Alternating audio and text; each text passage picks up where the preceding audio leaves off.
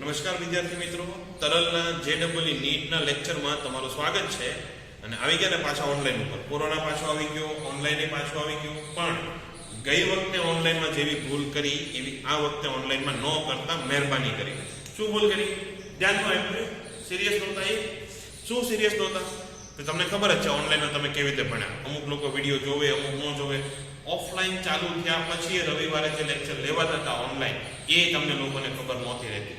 તો એને કારણે પછી ઓફલાઈનમાં કેવું ભોગવવું પડ્યું તો તમને ખબર જ છે. ખબર છે ને? તો એવું ન થાય એનું ધ્યાન રાખજો.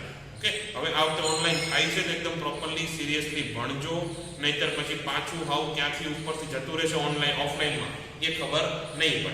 હવે જે લોકો ક્લાસ સી માં છે, જે ક્લાસ સી વાળા લોકો આ વિડીયો જોવે છે, એ લોકો અહીંયા રહો.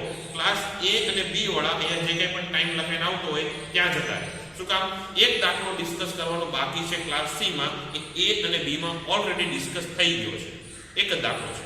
બાકીના લોકો અહીંયા ધ્યાન આપે, સી વાળા એ લોકોને દાખલો કરાવવાનો છે. તો એક દાખલો છેલ્લે કયો જોઈએ તમારે સી વાળામાં? તો બરફ છે, પાણી ઉપર તરે છે, ઓગળે છે, તો લેવલ વધે કે ઘટે, આવું આપણે જોયું હતું ને. હવે અહીંયા આગળ જોવાનું છે કે દાખલો એવો છે કે પાણી ભરેલા ગ્લાસમાં એક બરફ તરે છે, જેમાં એક કાંકરો પણ રહેલો છે, એટલે કે બરફમાં એક કાંકરો છે. રકમ લખાવું જો, આ બધી રકમ જ છે, પણ આ વખતે હવે તમે લખો ને હું રાહ જોઉં ને પછી પાછું બોલું ને એવું નહીં થાય. તમને એવું લાગે કે સર બોલતા હતા ને મારે લખવાનું રહી ગયું તો વિડીયો પોઝ થાય. ઓફલાઈન વાળા બહારના ઓનલાઈનમાં નહીં કાઢવાના, ખબર છે ને? તો રકમ લખો, હું બોલું છું કે પાણી ભરેલા ગ્લાસમાં એક બરફ તરે છે અને બરફમાં એક કાંકરો રહેલો છે, એટલે કે અમે એક કાંકરો ચલતો છે ત્યાં. ઓકે, તો જો બરફ સંપૂર્ણપણે પીગળે તો પાણીના સ્તરમાં શું ફેરફાર થશે એ સવાલ છે. પહેલામાં શું હતું? પાણીનું સ્તર બદલાતું નહોતું. આમાં જોવાનું છે કે પાણીના સ્તરમાં શું ફેરફાર થશે, ઉપર જાય, નીચે જાય કે અચલ. તો રિવિઝન કરાવું છું. આગળના ક્લાસમાં શું જોયું, એટલે કે આગળના દાખલામાં શું જોયું હતું કે આપણે આમાં નથી ઓગળવા દેવું. એવું કરો, અહીંથી બરફને કાઢી નાખો. એક બીજો એક વાટકા જેવું હોય એમાં મૂકો બરફને, એમાં એને શાંતિથી ઓગળવા દો. એક વખત ઓગળી જાય પછી જે કંઈ પણ આમાં ભેગું થયું એને પાછળમાં ઢોળી દો. સેમ સિચ્યુએશન થશે ને પછી. તો શું કરવાનું છે અહીંયા કે આટલું વજન, સોરી આટલું કદ છે ગાયબ થઈ જશે. જો તમે અહીંથી બરફને લઈ લો, એ કદ કેટલું છે? તો vi, એટલે કે vi જેટલું કદ બાદ થશે. અને જ્યારે તમે પાછું નાખો ત્યારે કંઈક નવું કદ ઉમેરાશે, એને લઈ લો v, એટલે કે v જેટલું કદ ઉમેરાશે. હવે જોવાનું એટલું જ રહ્યું કે vi મોટું કે v મોટું. જો vi મોટું હોય એટલે કે વધારે કદ બાદ થશે અને ઓછું કદ ઉમેરાશે તો લેવલ નીચે જશે. જો v મોટું હોય ને vi નાનું હોય, એનો મતલબ કે ઓછું કદ બાદ થાય છે અને વધારે કદ ઉમેરાય છે તો પછી લેવલ ઉપર જશે. અને જો બે સરખા હોય તો પછી લેવલ અચળ રહેશે. એ આપણે જોવાનું છે ત્યારે કે v મોટો કે vi. તો પછી અહીંયા ધારો કે બરફનું દળ બરાબર m1, કાંકરાનું દળ બરાબર m2, કાંકરાની ઘનતા ધારો કે બરફની ઘનતાનું કાંઈ કામ નથી. કામ છે આપણે પાણીની ઘનતા. પાણીની ઘનતા બરાબર v w, સોરી ઘનતા છે ને rho w. આટલી વસ્તુ આપણે ધારવાની છે. હવે સ્ટાર્ટિંગમાં શું હશે? સંતુલનમાં છે કે જેટલું બળ નીચે એટલું બળ ઉપર, નીચેનું બળ નહીં, ગુરુત્વીય બળ. તો કુલ દળ કેટલું છે? m1 + m2. તો ગુરુત્વીય બળ કેટલું? m1 + m2 * g. અને આ બળને બેલેન્સ કરવા વાળા ભાઈ કોણ? તો કે ઉત્પ્લાવક બળ. તો ઉત્પ્લાવક બળ કેટલું લાગશે? જેટલું કદ ડૂબેલું હોય એ ગુણ્યા ઘનતા કોની? બરફની, પાણીની કોની? તો વિસ્થાપિત તરલની, એટલે કે અહીંયા w અને g. g નો તો જન્મ જ કેન્સલ થવા જો છે. તો વધ્યું શું કે vi આ દેખાય છે ખરું બોર્ડ? હા, દેખાય. તો vi બરાબર થશે m1 ના છેદમાં rho w વત્તા m2 ના છેદમાં rho w. આ બધું ક્યારે? સંતુલિત અવસ્થામાં.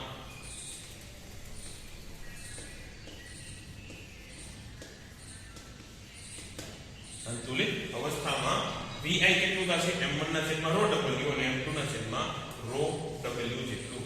એને તમે સમીકરણ 1 કહી દો, નો કેવું હોય તો વાંધો નહીં. પછી હવે પીગળે ત્યારે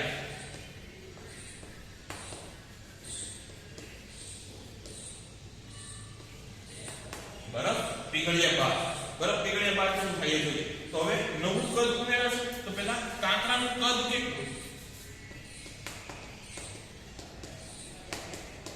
કાંકરાનું કદ થશે કાંકરાનું દળ છે તો એની ઘનતા. કાંકરાનું દળ કેટલું? m1 છે તો એની ઘનતા કેટલી? ρ2 અને દળ m2 છે. m2 અને ρ2 m1 ની. તો કાંકરાનું કદ કેટલું? m2 ના છેદમાં ρ2. અને પીગળ્યા પછી શું બની જશે? પાણી બની જશે બરફનું. તો પછી પાણીનું કદ કેટલું? પાણીનું કદ કેટલું? બરફનું દળ હોય એટલું તેનું દળ રહેશે પહેલા પાણીનું. તો દળ m1 જે બરફનું હતું એનું પાણી. ઘનતા કોની? પાણીની. કારણ કે બની ગયું તો પાણી ને. તો પાણીનું દળ ના છેદમાં પાણીનું કદ અને પાણીનું દળ અને બરફના દળ જેટલું એટલે m1 ના છેદમાં ρw. તો કુલ ઉમેરાતું કદ કેટલું કદ ઉમેરે? આના વત્તા આટલું કદ ઉડી જાય અને આટલું કદ એડ થાય. તો કુલ ઉમેરાતું કદ v બરાબર m2 ના છેદમાં ρ2 વત્તા m1 ના છેદમાં ρw. આટલું કદ ઉમેરાશે. હવે જોવાનું શું છે આપણે? આ ભાઈ મોટા કયા ભાઈ? તો આમાં જો m1 ના છેદમાં ρw અને આમાં m1 ના છેદમાં ρw તો સરખા જ છે. સરખાવાના કોને લે આપણે? એક તો આને, બીજા આને. એ બેમાંથી જે મોટો હોય એક કદ મોટું અને જે નાનું હોય એક કદ નાનું. તો આપણને ખબર છે કે કાંકરા અને પાણીમાં કોની ઘનતા વધારે? સીધી વાત છે, કાંકરાની ઘનતા વધારે રહેવાની. તો ρ2 ગ્રેટર ધેન ρw થવાનું છે. નહીં તો કાંકરો ડૂબે નહીં. આપણે કે ભગવાન રામનો નથી પથ્થર નાખો તો પાણીમાં તરે. તો આમાં તો કાંકરો ડૂબવાનો જ છે. તો ρ2 એ પાણી કરતા વધારે ઘનતા વધારે છે પાણી. એટલે કે 1 ના છેદમાં ρ2 એ શું થશે? 1 ના છેદમાં ρw ની ઘનતા મોટું થશે? ના, નાનું થશે. જો ρ2 મોટું હોય તો એનો વ્યસ્ત નાનો થાય. અને જો ρ2 નાનું હોય એનો મતલબ m2 ના છેદમાં ρ2 એ શું થશે? m2 ના છેદમાં ρw કરતા નાનું થશે. એટલા માટે v એ vi કરતા નાનું થશે. બોલો આ ખબર પડી? શું કામ v એ vi કરતા નાનું થાય ખબર પડી?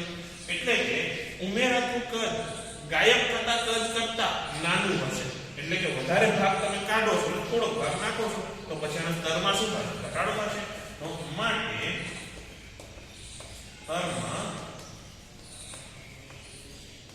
ઘટાડો થશે. કોરોનાના કેસમાં ઘટાડો થાય કે ન થાય? તરતી વસ્તુમાંથી કોઈ પદાર્થ જો તળિયે જાય તો ઘટાડો થાય લેવલમાં. યાદ રાખજો. આ બધું સોલ્યુશન કે એની કઈ જે કઈ છે દાખલો એટલું બધું તમે યાદ રાખવાને નથી, યાદ રાખવાની જરૂર નથી. જો એમસીક્યુ પૂછે તો 1 સેકન્ડમાં આન્સર આપીને આગળના એમસીક્યુમાં જતું રહેવાનું. એમસીક્યુ કેવો હોય કે કોઈ પદાર્થ તરે છે એમાંથી કોઈ વસ્તુ ઉપાડીને તળિયે નાખવામાં આવે. તળિયે ક્યારે જાય વસ્તુ? એની ઘનતા વધારે હોય તો જ ને. તો તળિયે ક્યારે જાય? ઘનતા વધારે હોય તો. અને જો તળિયે જાય તો લેવલ નીચે આવશે. યાદ રાખવાનું છે. ઓકે. તો એક દાખલો હતો આપણે ડીપીપી માં. આ પેલો દીપ કે કશ્યપ કોઈ આવ્યો તો મારી પાસે માથું ખાઈ ગયો, સર મને શીખવાનું. કહું છું આગળના ક્લાસમાં આવશે. તો આ એક ક્લાસ અને આ એક દાખલો. તો એમાં શું દાખલો હતો કે ઘોડી હતી, એમાં પથ્થર ભર્યા હતા. પથ્થર હતા કે સ્ટીલના ગોળા હતા, એવું કંઈક હતું. અને એમાંથી તમે ગોળા ઉપાડીને શું કરતા હતા? પાણીમાં નાખતા હતા. એનો મતલબ શું? તરતી વસ્તુમાંથી પદાર્થ ઉપાડીને તમે તળિયે નાખો તો ઘોડીનું લેવલ, સોરી પાણીનું જે લેવલ છે શું થાય? નીચે આવશે. અને કેટલું નીચે આવે? તમને દેખાય નહીં એટલું નીચે આવે. એ ઘોડી, સોરી ચોક પડી ગયો, ચોક તૂટી ગયો, પણ એક નદીની સાપેક્ષે એ ગોળાનું કદ કેટલું હોય? એકદમ નાનું હોય. એટલા માટે તમને એ વર્તાય નહીં કે કેટલું સ્તર નીચે આવ્યું. આ ક્લિયર?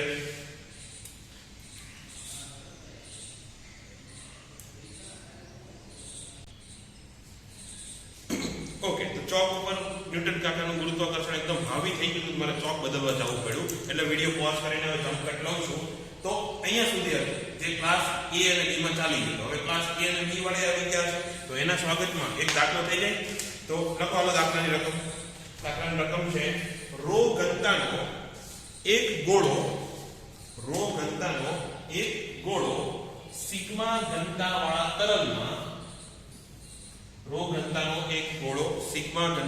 તરલમાં h ઊંડાઈ સુધી દબાવીને છોડવામાં આવે છે. રો ઘનતાનો ગોળો છે. આ એની ઊંડાઈ કેટલી? h. અહીંયા તમે ઊંડાઈ સુધી દબાવીને છોડો છો તો પ્રવાહીની સપાટીથી કેટલી ઊંચાઈ સુધી તે ઉછળશે? પ્રવાહીની સપાટીથી કેટલી ઊંચાઈ સુધી તે ઉછળશે. જો રકમ ન સમજાણી હોય તો વાંધો નહીં, લખી નાખજો, સમજાવું છું અત્યારે. તો ગોળો છે એની ઘનતા રો, પ્રવાહી છે એની ઘનતા સિગ્મા, અને હજી એક વાત આપેલી છે રકમમાં લખો કે રો લેસ ધેન સિગ્મા, એટલે કે તરલની ઘનતા વધારે અને ગોળાની ઘનતા ઓછી. તો તમે એને એમ લાવીને છોડી દો તો શું થાય, ઉપર ભાગે એને એનું ઘનતા ઓછી હોય તો તરવાની કોશિશ કરશે, મતલબ એની ઉપર કંઈક ઉપર બળ લાગતું હશે, એફ નેટ ક્યાં લાગે, ઉપર તરફ લાગે. પછી શું થશે, ઉપર અહીંયા સ્તર સુધી આવે ત્યારે એની ઉપર લાગતું બળ ઝીરો, ઉપલા બળ અને નીચેનું બળ સરખું થઈ જાય mg, તો સ્તર ઉપર આવીને કુલ બળ ઝીરો. પણ અહીંયા આવ્યો છે તો કંઈક વેગ લઈને આવ્યો છે, તો વેગ લઈને આવ્યો અને કુલ બળ ઝીરો થઈ જાય તો પ્રવેગ ઝીરો, અને જો પ્રવેગ ઝીરો થઈ જાય એટલે વેગનો ફેરફાર ઝીરો, તો એના વેગથી ઉપર જવાનું ચાલુ રાખશે. એનો મતલબ અહીંથી થોડો ઉછળશે, એ ઊંચાઈ ધારો કે h. બસ આ તો આપણે શોધવાનું છે. શું છે ફરીથી, એક રો ઘનતાનો ગોળો છે એને તમે h ઊંડાઈ સુધી દબાવી, એને જવું તો ઉપર, તમે દબાવી નીચે લઈ ગયા, પછી એને જેવો છોડી દો એટલે શું થશે, ઉપર નીચે ભાગમાં ઉપર ભાગશે એટલે અહીંયા આવીને એનો કુલ વેગ હશે કાંઈ, અને કુલ પ્રવેગ ઝીરો થઈ જશે, એટલે વેગમાં થતો ફેરફાર ઝીરો, અને એ એના સપાટીથી અમુક ઊંચાઈ સુધી ઉછળશે. એ h તમારે શોધવાનું છે. તો h આપણે કરીએ તો પહેલા જ્યારે તમે h ઊંડાઈ રાખ્યો કે કોઈ પણ ઊંડાઈ પ્રવાહીમાં જ્યારે હતો ત્યારે એની ઉપર કયા કયા બળ લાગે, તો જો આપણે એને fbd બનાવીએ તો નીચે બળ લાગે mg. હવે m આપણને નથી ખબર, આપને ખબર છે એની ઘનતા, તો એના ઘનતાના રૂપમાં શું થાય, રો vg. v શું છે તો કે ગોળાનું કદ, અને ઉપર જે બળ લાગે એ કયું થશે, ઉપલા બળ, એ કેટલું થશે, સિગ્મા vg થશે. સિગ્મા કોનું, વિસ્થાપિત તરલનું. આ ખબર પડી. તો અહીંયા લખો કે તરલની અંદર ગોળાની fbd, તરલની અંદર ગોળાની fbd, અને કયું બળ વધારે છે, સીધી વાત છે, રો vg વધારે છે, એટલે કે ધારો કે ઉપર તરફ એનો પ્રવેગ છે, એ પ્રવેગ એનો ઉપર તરફ આવશે કારણ કે નેટ બળ ઉપર તરફ આવશે. તો f નેટ એ કેટલું થશે, તો કે v sigma g minus v rho g, એટલે કે vg સિગ્મા માઈનસ રો. આ ડાયરેક્ટલી યાદ રાખી લેવાનું, vg સિગ્મા માઈનસ રો જેટલું બળ લાગે એટલું ડાયરેક્ટલી યાદ રાખી લેવાનું, કામ લાગશે. એના બરાબર શું થશે, ma થશે. આપણે પ્રવેગ શોધવો છે ને, એટલે ma એ કેટલો થશે, તો m ની કિંમત મૂકી દો. એ કેટલું થશે, તો કે v રો a આવું થશે, vv કેન્સલ. તો a કેટલો થશે, a બરાબર આવશે g, અને અહીં સિગ્મા ના છેદમાં રો -1 આવું થશે. આટલો પ્રવેગ એનો થશે, એટલે કે જે દડો છે, ગોળો છે, એ અહીંયાથી સપાટી સુધી આટલા પ્રવેગથી ગતિ કરશે. કેટલું અંતર કાપશે, h. તો એમ શોધો કે અહીંયા પહોંચે ત્યારે એનો ઉપર તરફનો વેગ કેટલો હશે. ધારો કે વેગ v કેટલો હશે ખબર નથી, તો એ શોધવા માટે શું કરશું, કાપેલું અંતર કેટલું, h. પ્રારંભિક વેગ કેટલો, આપણે ગોળાને અહીંયા લાવીને જસ્ટ છોડી દીધો ને, તો એનો વેગ કેટલો, u. તો v સ્ક્વેર નું ઇક્વેશન શું આવે, u સ્ક્વેર વત્તા 2gh. આપણે ડાયરેક્ટ લખો 2ah, gh નહીં ah, તો 2ah થશે, એટલે કે v બરાબર 2, a ની કિંમત મૂકો, g, અને અહીંયા h સિગ્મા ના છેદમાં રો -1, અને એનો વર્ગમૂળ. તો આટલા વેગથી એ બહાર આવશે. બહાર આવ્યા પછી તો મુક્ત પતન વાળી સ્થિતિ થઈ ગઈ. મુક્ત પતન નહીં પણ ગુરુત્વીય અસરની હેઠળ જે ગતિ થતી હતી એની સ્થિતિ થઈ જશે કે જો તમે કોઈ પદાર્થ v વેગથી ઉપર ફેંકો તો કેટલી ઊંચાઈ સુધી જાય, આ ટાઈપનો સવાલ થઈ જશે. v વેગ કેટલો, આટલો. તો ફરીથી સૂત્ર તો આ જ લગાવો, ઉપર જઈને એની ઊંચાઈ કેટલી થઈ જવાની, h. તો v સ્ક્વેર બરાબર 2 પ્રવેગ કેટલો, a નહીં રહે, હવે g આવશે, તો 2g અને h. આવું સૂત્ર બેસશે. તો v બરાબર છે આપણી પાસે કે 2gh અને સિગ્મા ના છેદમાં રો -1 થઈ ગયું, આવી ગયું બધું. હા, એના બરાબર 2g કેપિટલ H, તો 2g કેન્સલ. તો કેપિટલ H બરાબર કેટલું હોય, અહીંયા લખું છું આ તો જો, તો h બરાબર આવશે h ગુણ્યા સિગ્મા ના છેદમાં રો -1, એટલે કે આટલી ઊંચાઈ સુધી એ ઉછળશે. ઓકે, ચાલો. તો છાપવા નથી, સ્ક્રીનશોટનો ઓપ્શન આવે છે, એમાં વાળા હોય તો પછી આમ કરો એટલે સ્ક્રીનશોટ આવી જશે. તો લખવું એ પછી સ્ક્રીનશોટ લઈને કે પછી વિડીયો પોઝ કરીને લખી લેજો. આગળનો જે ટોપિક છે, હવે અહીંયા જો તરલ સ્થિત, જે સ્થિત તરલ હતું એ પૂરું થઈ ગયું હે ને. અત્યાર સુધી તરલ કેવું હતું? સ્થિર હતું, અને જો ગતિ કરતું હતું પણ આખે આખું પાત્ર ગતિ કરતું હતું. તરલ ગતિ નહોતું કરતું, તરલ પાત્રની સાથે ગતિ કરતું. એટલે એનું કેવું કહેવાય? તરલ સ્થિત વિજ્ઞાન. હવે આપણે જોવાનું છે તરલની ગતિશીલતા. હવે તરલનું થશે વહન. તો તરલના વહનમાં પહેલા આપણે બેસિક વસ્તુ યાદ રાખવાની છે કે તરલના વહન માટે તો તરલની ગતિશીલતા ભણવાની છે, પણ એની ઉપર મેં અહીંયા સ્ટાર માર્યો છે. એટલે શું? Conditions apply. કન્ડિશનમાં શું છે તો કે ફક્ત આદર્શ તરલ માટે. આપણે જે તરલની ગતિશીલતા અત્યારે ભણવાના છે એ શેના માટે છે? અત્યારે ફક્ત આદર્શ તરલ માટે. જો તરલનું વિજ્ઞાન જે ફ્લુઇડ મિકેનિક્સ કહેવાય, બહુ જ મોટી શાખા છે. એની પર આખું એન્જિનિયરિંગ થાય છે. તમે એરોડાયનેમિક ને બધા જો વિમાન બનાવવામાં ને બધા, તો અત્યારે આપણે એકદમ બેસિક ભણવાનું છે, ફંડામેન્ટલ. બાકીનું એન્જિનિયરિંગમાં જાઓ ત્યારે સી ક્લાસ વાળા તો વિચારતા એમાં જાઓ, કારણ કે તમારે બાયોલોજીમાં ડોક્ટર બનવાનું છે ને, એ લોકોને એટલી બધી જરૂર નહીં પડે. હા, લોહીના વહનમાં ને એમાં જરૂર પડે થોડી ઘણી, એ બધું અત્યારે આવે. તો એમાં આદર્શ તરલ કોને કહેવાય બેટા? તો આદર્શ તરલની 3 શરત છે. ખાલી એમસીક્યુ માટે કરાવું છું, બાકી મેથ્સ વાળાને તો બધું યાદ રાખવાની જરૂર નથી. કઈ એમસીક્યુ હોય તો આ તરલ આદર્શ છે કે નહીં એ ઓળખવા માટેનું કહું છું. તો આદર્શ તરલ કોને કહેવાય? તેની 3 શરત. એક તો તરલ અસ્નિગ્ધ હોવું જોઈએ, બીજું તરલ સ્થાયી વહન કરવું જોઈએ, અને ચોથું તરલનું ભ્રમણ થવું જોઈએ નહીં. આમ જોઈએ તો આપણે લગભગ સરખા જ થાય, પણ તોય અસ્નિગ્ધ એટલે શું? સ્નિગ્ધતા ભણ્યા છો તમે અથવા શાંતતા ભણ્યા છો? તો સ્નિગ્ધતા એટલે કે તરલના 2 સ્તર વચ્ચે પણ કંઈક આંતરસ્તરીય ઘર્ષણ લાગે. તરલના 2 સ્તર વચ્ચે એક આંતરસ્તરીય ઘર્ષણ લાગે એટલે કહેવાય સ્નિગ્ધતા. અહીંયા એ લાગવી જોઈએ નહીં. આદર્શ તરલ જો તમે લઈ લો, આદર્શ તરલ જો તમે લઈ લો તો એના 2 સ્તર વચ્ચે કોઈ પણ પ્રકારનું ઘર્ષણ લાગવું જોઈએ નહીં. એટલે કે ઘર્ષણને કારણે ઊર્જાનો વ્યય પણ થવો જોઈએ નહીં.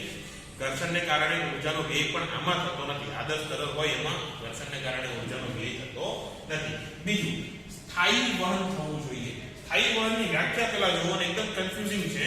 ભણાવ્યું છે કેડી તમને ભણાવ્યું, તમને યાદ જ હશે, તો પણ એકવાર હું કહી દઉં કે કોઈ બિંદુ આગળ વેગ અને દબાણ સમય સાથે બદલાવવા જોઈએ નહીં. ધારો કે આ એક આપણી પાઇપ છે, એમાં આગળ જે વહન થાય છે, તો આ બિંદુ આગળ જો વેગ 5 મીટર પ્રતિ સેકન્ડ હોય, એનો મતલબ આ બિંદુ આગળ 5, આ બિંદુ આગળ 5, આ બિંદુ આગળ 5, આ બિંદુ આગળ કે આ બિંદુ આગળ, કોઈ પણ બિંદુ આગળ એનો વેગ કેટલો રહેવો જોઈએ? 5. આ વ્યાખ્યા ખોટી છે. વ્યાખ્યા ખોટી નથી, જે સમજાયું એ ખોટું છે. ઘણા લોકો આવું સમજે છે કે સ્થાયી તરલ એટલે શું? કે બધા જ બિંદુ આગળ વેગ સમાન રહેવો જોઈએ. એવું થશે નહીં. કોઈ એક બિંદુ પકડી લો, તો મેં શું કીધું હતું? આ બિંદુ આગળનો વેગ કેટલો છે? 5 છે, અને આ દિશામાં છે, તો તે સમય સાથે નહીં બદલાય. ગમે એ થઈ જાય, આ બિંદુ પાસે વેગ હંમેશા 5 નો 5 જ રહેશે. ધારો કે આ બિંદુ આગળ વેગ 10 છે, એ રમતો રમતો એ કણ અહીંયા આવ્યો, તો અહીંયા આવ્યા પછી એને 5 મીટર પ્રતિ સેકન્ડની ઝડપે જવું પડશે. એટલે અહીંયાથી જે કણ પસાર થાય એ બધા જ કણનો વેગ 5 હશે ને આ દિશામાં છે. સમજાઈ ગયું? બધા બિંદુ માટે નથી એક, પણ એક બિંદુ તમે ફિક્સ કરો, એ બિંદુ આગળ પછી વેગ કે પછી દબાણ બદલાશે નહીં સમય સાથે. એને કહેવાય સ્થાયી તરલ, સ્થાયી વહન. સમજાઈ ગયું? પછી તરલનું ભ્રમણ થતું નથી. એટલે જે ઘૂમરી ચડે એ ઘૂમરી નહીં થાય. ધારો કે કોઈ વહેણ હોય નદી વિચાર, એમાં અહીંયા કોઈ પથ્થર હોય તો શું થાય કે આમ વળી નમજાતું હોય કે એવી ઘૂમરીઓ પડતી નથી. એક આદર્શ તરલમાં કોઈ પણ પ્રકારની ઘૂમરી પડશે નહીં. આ તરલ જે આગળ જાય છે તો કે આગળ જ ગયા કે પાછું નહીં આવે, એટલે કે એમાં કોઈ પ્રકારની ઘૂમરી પડશે નહીં. જે ટર્બ્યુલન્ટ ફ્લો કે એ આમાં આવશે નહીં. તો આ થઈ ગયા આદર્શ તરલના અમુક બેસિક ડેફિનેશન. અને કેવી રીતે ઓળખવું એ. તો આદર્શ તરલમાં ફરીથી એક વખત કહી દઉં, અસ્નિગ્ધ હશે, એમાં કોઈ પણ પ્રકારનું આંતરસ્તરીય ઘર્ષણ આવશે નહીં, એના કારણે ઊર્જાનો વ્યય થશે. સ્થાયી વહન હશે, કોઈ પણ એક બિંદુ આગળ જે વેગ હોય કે દબાણ હોય એ એટલું જ રહેશે, એ જ દિશામાં રહેશે. દિશા નહીં બદલાય, મૂલ્ય નહીં બદલાય. એટલે સ્થાયી વહન એટલે અહીંથી જો આ એક કણ અહીંયાથી અહીંયા આવ્યો, તો અહીંયા એનો કંઈક વેગ હશે, અહીંયા કંઈક વેગ હશે, તો બધા જ અચળ રહેશે. અહીંથી આવતી વખતે જેટલા કણ આ બધા આ એક જ લાઈનમાંથી પસાર થશે એવું સમજો. જેટલા કણ અહીંથી પસાર થશે બધા ફરજિયાત અહીંથી પસાર થશે. કારણ કે બીજો કોઈ ઓપ્શન નહીં હોય, બધા જ બિંદુ આગળ વેગ કેવા રહેવા જોઈએ, અચળ રહેવા જોઈએ. તો આ સ્થાયી બળ થઈ. અને પછી તરલનું કોઈ પણ પ્રકારનું ભ્રમણ થશે નહીં, સીધી લાઈનમાં જશે, ઉમરી ચડાવતું નહીં. તો આ બધા થઈ ગયા સ્થાયી તરલ. પછી એક આવે સાતત્યનો સિદ્ધાંત.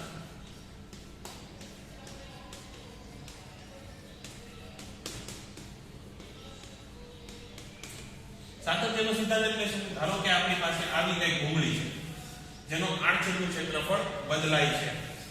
તો અહીંથી જો તરલ v1 વેગથી અંદર આવે અને અહીંથી તરલ v2 વેગથી અંદર આવે, આનો આડછેદનું ક્ષેત્રફળ જો a1 હોય, આનું આડછેદનું ક્ષેત્રફળ a2 હોય, તો હંમેશા a1 v1 બરાબર a2 v2. એવું અહીંયા પણ ધારો કે અહીંયા બીજું લઈ લો જેનું આડછેદનું ક્ષેત્રફળ a3 છે અને વેગ v3 છે, તો અહીંયા a3 v3 પણ થશે. શું આવ્યું? ક્યાંથી આવ્યું? તો અહીંયાથી જેટલું કદ અંદર ઘૂસશે એટલું જ કદ અહીંયાથી બહાર આવશે. આટલો તો બેસિક સિદ્ધાંત હતો. એટલે કે અહીંયા કોઈ કદનું બાદબાકી કે ઉમેરો થતો નથી. જેટલું કદ અહીંયાથી ઘૂસશે એકમ સમયમાં એટલું જ કદ તરલનું અહીંયાથી બહાર આવશે. એટલે એક વસ્તુ ખાલી યાદ રાખવાની છે કે આ કોનું પરિણામ છે? તો કે દળ સંરક્ષણના નિયમનું.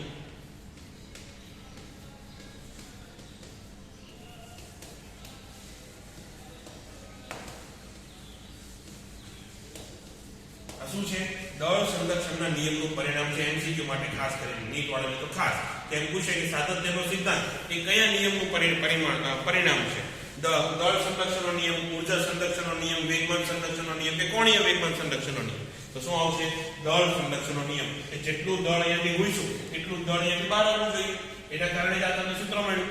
તો આ એક આટલું ખાલી યાદ રાખવાનું છે. ડિટેલમાં હું જાતો નથી, જેની સાથે મસ્ત રીતે ભણાવી દીધું છે.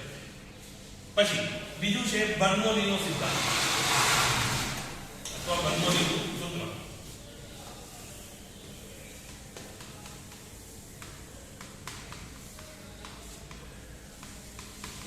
બર્નોલીનો સિદ્ધાંત અથવા બર્નોલીનું સૂત્ર.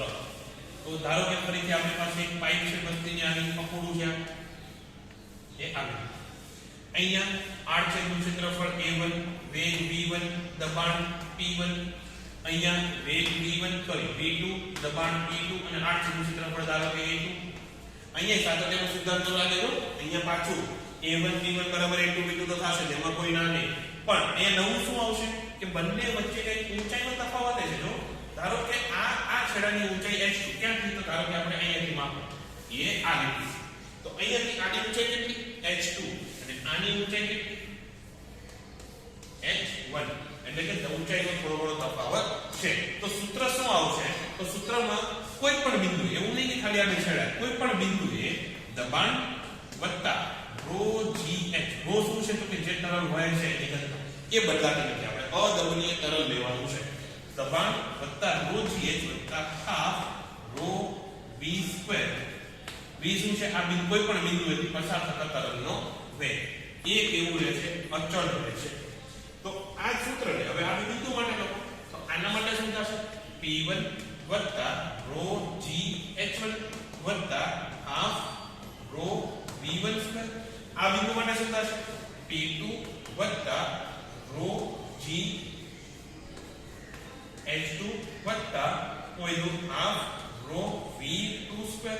અને આ બંનેના મૂલ્ય કેવા થશે? અચળ થશે. એટલે કે આ બંને પણ કેવા થશે? સમાન થશે. હજી ત્રીજું બિંદુ લઈ લો તો ત્યાં p3 વત્તા ρ g h3 વત્તા હાફ ρ v3 સ્ક્વેર, એ પણ સરખું થશે. એટલે કે આ બધા સમાન. અને આના ઉપયોગો ખાસ કરીને જોવાના છે, પણ એની પહેલા હવે દાખલો. ઘણો બધો ટાઈમ થઈ ગયો, આપણે દાખલો નથી કરવાનો. તો દાખલો લઈશું. લખો રકમ. શંકુ આકારની નળીના ભાગમાં છેડાઓની ત્રિજ્યા અનુક્રમે 0.1 મીટર અને 0.04 મીટર છે. શંકુ આકારની નળીના ભાગના છેડાઓની ત્રિજ્યા અનુક્રમે 1 મીટર અને 0.04 મીટર છે. તેમાં 1.25 ગુણ્યા 10⁵ કિલોગ્રામ પ્રતિ મીટર ક્યુબની ઘનતાનું ગ્લિસરીન સમક્ષિતિજ દિશામાં વહે છે. તો પહેલા જેટલું લખાયું એટલું કહી દઉં કે આ શંકુ આકારનું આપણી પાસે શું છે? એક નળી છે, નળીનો ભાગ છે આવી રીતે. એના આડછેદની ત્રિજ્યા આપેલી છે એટલે કે આ આને r1 કહીએ r1 કેટલો છે 0.1 મીટર r2 कितना बोला 0.04 मीटर એમાંથી ગ્લિસરીન વહે છે તો રો કેટલો 1.25 આપણે ડાયરેક્ટ લખો 1250 કિલોગ્રામ પ્રતિ મીટર ક્યુબ આવી રીતે સમક્ષિતિજ દિશામાં વહે છે ક્લિયર તો તેના બંને છેડા વચ્ચે દબાણનો તફાવત 10 ન્યૂટન પ્રતિ મીટર સ્ક્વેર છે એટલે કે અહીંયા જો દબાણ P1 હોય અહીંયા દબાણ P2 હોય તો P1 માઈનસ P2 આપ્યું છે કેટલું 10 ન્યૂટન પ્રતિ મીટર સ્ક્વેર તો આપણે શોધવાનું છે વહનનો દર અચ્છા વહનનો દર એટલે શું એ શોર્ટમાં ખાલી કહી દઉં કે તમે ભૂલી ગયો વહનનો દર એટલે આ એકમ સમયમાં પસાર થતું કદ અહીંયાથી જેટલું કદ એકમ સમયમાં પસાર થાય એટલું જ કદ અહીંયાથી એકમ સમયમાં બહાર આવવાનું છે એક કદ એટલે વહનનો દર એટલે કે dv/dt એકમ સમયમાં પસાર થતું કદ અને એનું મૂલ્ય કેટલું હોય તો કે ક્ષેત્રફળ ગુણ્યા વેગ જેટલું અને એ કેટલું રહેવાનું અચળ રહેવાનું એનું કેમ અચળ લખ્યું નથી અહીંયા લખી નાખો કે av બરાબર અચળ ઓકે તો વહનનો દર શું થશે dv ના છેદમાં dt અથવા dv/dt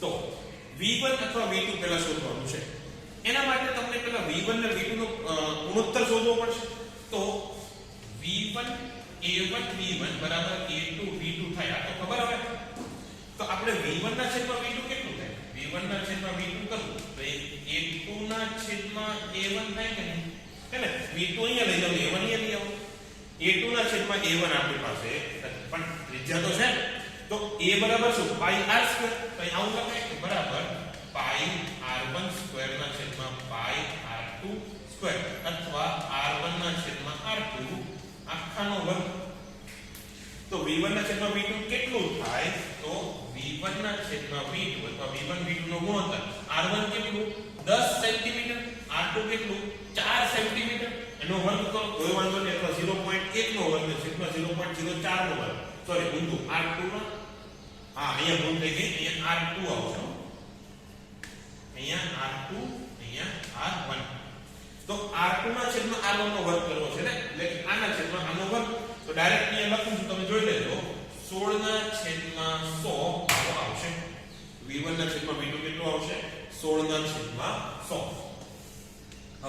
હવે અહીંયા બર્નોલીનો સિદ્ધાંત લગાવવાનો આપણે શોધવું છે v2 ની વેલ્યુ શોધવી છે હજી તો આપણે ખાલી એનો ગુણોત્તર મળ્યો એક્ઝેક્ટ વેલ્યુ કેટલી છે હજી અહીંયા મળી નથી એના માટે આપણે બર્નોલીની મદદ લેવી પડશે તો બર્નોલીનો સિદ્ધાંત શું કહે કે p1 ρgh1 half ρv1 square એના બરાબર p2 ρgh2 half ρv2 square હવે જો પહેલો દાખલો છે એટલે આખું કરાવો તમે ડાયરેક્ટ સ્ટેપ કુદાવી શકો સ્ટેપ કેવી રીતે કુદાવશો દબાણનો તફાવત ખબર છે તો ડેલ્ટા p કેટલું થશે p1 p2 તો p1 p2 બરાબર આવી રીતે લખી જાઓ p1 p2 બરાબર આ બાકી બધું આપણે જોઈ જાઓ અને બીજી વાત આ બેની ઊંચાઈ તો સરખી જ છે સમક્ષિતિજ રાખી છે ને આ ઊંચાઈ નહીં જોવાની અહીંયા ઊંચાઈનો ફરક છે પણ અવગણ્ય છે કે જમીનની ઊંચાઈ આપણે અચળ રાખી સમક્ષિતિજ દિશામાં જ વહન થાય છે